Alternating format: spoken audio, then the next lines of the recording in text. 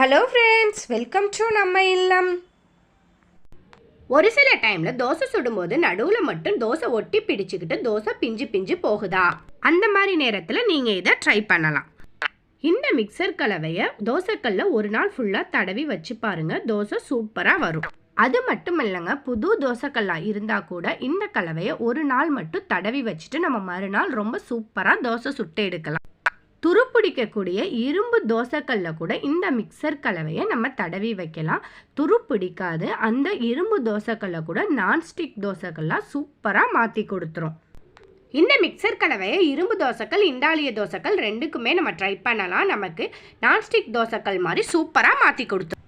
இந்த மிக்சர் கலவை ரெடி பண்ணுறதுக்காக நம்ம நார்மலாக எல்லாருமே சமையலுக்கு யூஸ் பண்ணக்கூடிய ஒரு வெஜிடபிள் தான். அது என்ன அப்படின்னு பார்த்தீங்கன்னா இந்த வெண்டைக்காய் தாங்க.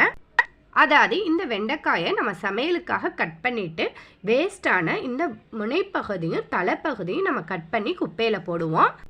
அது மட்டும் இல்லாமல் அதில் வரக்கூடிய முத்தல் வெண்டைக்காயும் குப்பையில் தான் போடுவோம். அப்படி நம்ம கட் பண்ணி குப்பையில் தூக்கி போடக்கூடிய இந்த வேஸ்ட் பகுதி எல்லாத்தையும் முத்தன வெண்டைக்காயும் சேர்த்து நம்ம ஒரு மிக்சி ஜாரில் சேர்த்துக்கலாம். இது கூடவே அடுத்ததாக ஒரு பெரிய சைஸ் வெங்காயமாக கட் பண்ணி சேர்த்துக்கலாம். இப்போ இது ரெண்டையும் சேர்த்து கொஞ்சமாக தண்ணி மிக்ஸ் பண்ணி நல்லா நைஸாக அரைச்சி எடுத்துக்கலாம். பாருங்கள், இது போல் நல்லா நைஸாக பேஸ்ட் மாதிரி அரைச்சி எடுத்துக்கலாம். இப்போ அரைச்சி எடுத்த இந்த மிக்சர் பேஸ்ட்டை நம்ம தோசைக்கல் ஃபுல்லாக தடவி விட்டுடலாம். அடுப்பை ஆன் பண்ணி நம்ம தடவக்கூடாது. அடுப்பை ஆஃபில் வச்சே தோசைக்கல் ஃபுல்லாக தடவிக்கலாம். இந்த மிக்சர் பேஸ்ட் கூட கொஞ்சமாக ஒரு ஸ்பூன் போல் விளக்கெண்ணெய் சேர்த்துட்டு இதை தோசைக்கல் ஃபுல்லாக தடவி விட்டுறலாம். எனக்கு வீடியோ எடுக்க கரெக்டாக இருக்கும் அப்படிங்கிறதுக்காக நான் தோசைக்கல்லை அடுப்பு மேலே வச்சு நான் இந்த வீடியோ ஷூட் பண்ணியிருக்கேன். மற்றபடி நீங்கள் தோசைக்கல்லை ஹீட் பண்ணணும்லாம் தேவையில்லை. தோசை தடவுற மாதிரி நம்ம கைகளாலே இது மாதிரி ஃபுல்லாக தடவி விட்டுறலாம்.